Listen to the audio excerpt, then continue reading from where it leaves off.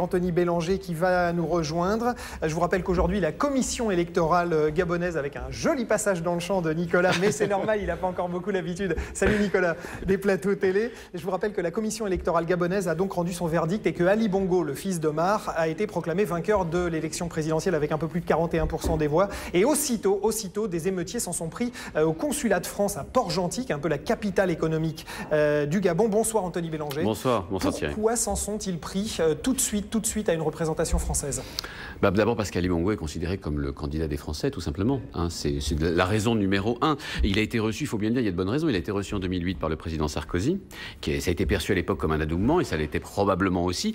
Et puis la famille Bongo, c'est tout de même, on le sait, eux qui ont financé année après année pratiquement toutes les campagnes électorales d'importance en France. Il y a des liens entre la France et la famille Bongo. C'est un peu ça qu'ont voulu signifier les émeutiers en question. Et puis la France, on le disait hier, mais on peut le répéter aujourd'hui, la France, au Gabon, c'est un tiers de l'économie locale qui est directement contrôlée par des entreprises françaises du genre Total, Schlumberger, oui, ou Bolloré. C'est énorme. Et puis c'est pas tout. Vous avez aussi 80% des investissements locaux qui sont uniquement des investissements français. C'est presque, on peut le dire, une colonie économique. 120 entreprises quand même françaises installées là-bas, rien de moins. Et puis, sans compter évidemment, et ça c'est quand même très important, le millier de la base française militaire, le millier de militaires français qui y sont installés et qui d'ailleurs se sont empressés de protéger le consulat de France en question et la colonie française qui est très importante, c'est 10 000 Français qui sont installés là-bas, de 10 à 12 000. Alors face au fils Bongo, face à Ali Bongo, il y avait deux autres candidats à la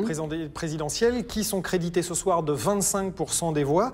Est-ce qu'on peut dire que malgré tout, Ali Bongo restait quand même le candidat de Paris, même si Paris s'est défendu d'avoir des préférences? Écoutez, voilà, Paris, quand on pose la question Quai d'Orsay, vous disait qu'ils n'avaient pas de candidat, mais enfin, grosso modo, Ali Bongo, c'est quand même la solution de continuité. C'est des gens qu'on connaît, il faut bien le dire. Et dans la diplomatie, on aime bien la stabilité. On aime bien la stabilité, surtout quand on est français, surtout quand on a des intérêts là-bas. Alors, je vais vous donner un petit exemple. Pascaline Bongo, qui n'est rien de moins que la sœur aînée d'Ali Bongo, c'est-à-dire, voilà, sa sœur aînée, la fille, toujours, on reste dans la famille Bongo, la fille d'Omar Bongo, eh bien, elle était en 2007 dans les premiers rangs du congrès d'investiture du candidat Sarkozy.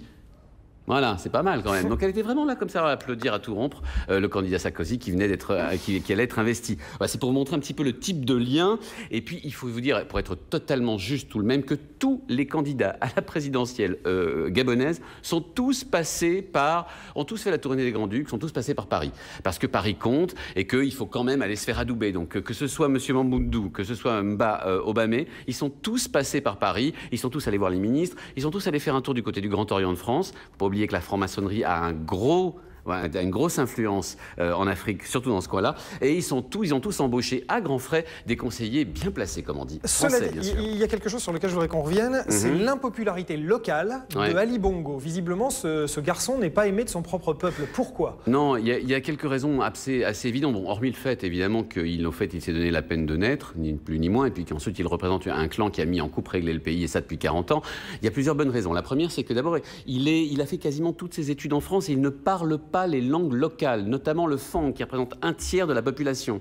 Les Fangs sont un tiers de la population, ils ne parlent pas leur langue, ni aucune langue qui est parlée au Gabon, où il les parle très mal. Ça lui est systématiquement reproché. Et puis il est lointain, c'est quelqu'un qui n'a pas aucun contact avec le peuple. Il ne faut pas oublier qu'il a à peu près 50 ans, cet homme, il a passé la moitié de sa vie dans les ministères. Il a d'abord été ministre des Affaires étrangères à 32 ans pour terminer ministre de la Défense. Donc en fait, grosso modo, il n'a aucun lien direct avec la population. Et puis en fait, cette espèce d'éloignement vis-à-vis de son peuple et cette proximité avec la France, et puis surtout le fait d'être encore un Bongo, signe tout à fait son impopularité sur place. Merci beaucoup Anthony Bélanger. À demain, c'est vendredi. Demain. Mais oui, demain il y a. J'ai du mal moi avec les dates, j'imprime pas. Merci beaucoup Anthony Bélanger. À demain, même endroit, même heure, il est 22h.